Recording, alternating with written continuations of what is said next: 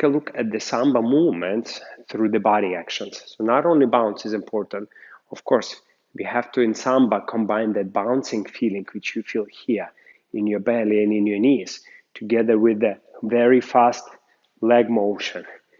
That will be the key. But we have to look through the dance also as a body actions. So remember, when we do body actions, upper body chest movement is extremely essential, extremely important. So how to combine that? So remember, as we start, we always pay attention to rotation of the standing thigh, standing leg rotation together with the chest. So when I do my whisk, this movement will be extremely important. So I'm not only doing my chest, I'm also rotating my standing thigh.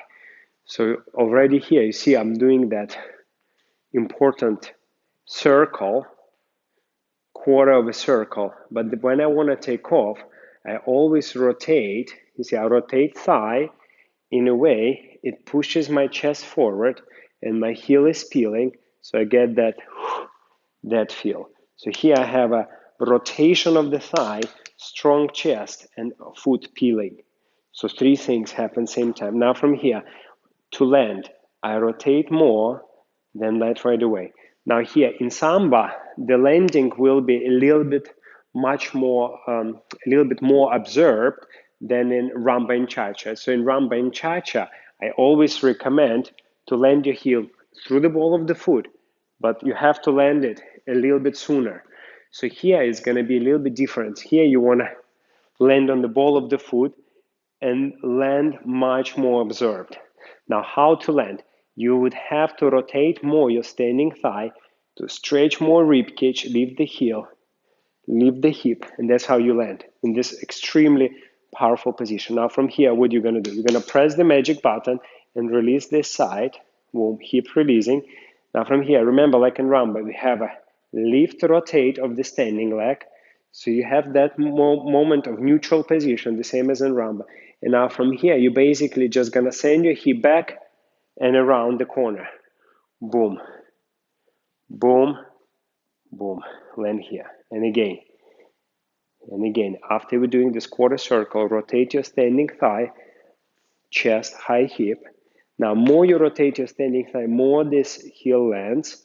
Now from here, release the side, hip getting released. And as you're going up, there is a sense of rotation collecting your legs. And here, this moment for the whisk is like your hip going behind the corner. Ta, ta. One and two. One and two. One and two. Of course, it's a lot of elements here, but just to make it simple, I want you to remember to rotate your standing thigh anytime you're using your chest, especially at this moment. In the side, when you're stepping side, it's extremely important to keep engaging the thigh rotating.